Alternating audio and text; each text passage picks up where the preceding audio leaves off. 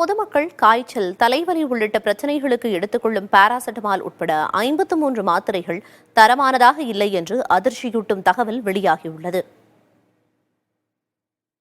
மருந்துகளும் மாத்திரைகளும் நாடு முழுவதும் மக்கள் பயன்பாட்டுக்கு விற்பனைக்கு வரும் முன்பு மத்திய மருந்து தரக்கட்டுப்பாட்டு அமைப்பு அவற்றை பரிசோதித்து தரத்தை உறுதி செய்கிறது.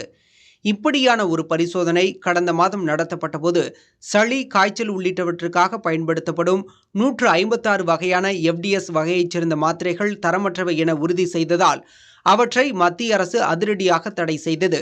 இந்த அதிர்ச்சியின் தொடர்ச்சியாக இன்னொரு பேரதிர்ச்சியும் இப்போது வெளியாகியுள்ளது. Calcium, vitamin D3, vitamin C குறைபாடு, சர்க்கரை வியாதி, உயர் இரத்த அழுத்தத்திற்கான மாத்திரைகள் உட்பட 53 மாத்திரைகள் நிர்ணயிக்கப்பட்ட தரத்தில் இல்லை என்பது அண்மையில் நடத்தப்பட்ட ஆய்வில் உறுதியாகியுள்ளது. குறிப்பாக விட்டமின் C, விட்டமின் D3 குறைபாட்டுக்கான ஷெல்கால், விட்டமின் B மற்றும் விட்டமின் C குறைபாட்டுக்கான சாஃப்ட்ஜெல்ஸ், ஆன்டிஆசிட் பாண்டி, சர்க்கரை நோய்க்கான கிளிம்ப்ரைட், உயர் இரத்த அழுத்தத்திற்கான டெல்மிசார்டன் உள்ளிட்ட மாத்திரைகளும் இந்த தரக்குறைபாடு பட்டியலில் இடம் பிடித்துள்ளன.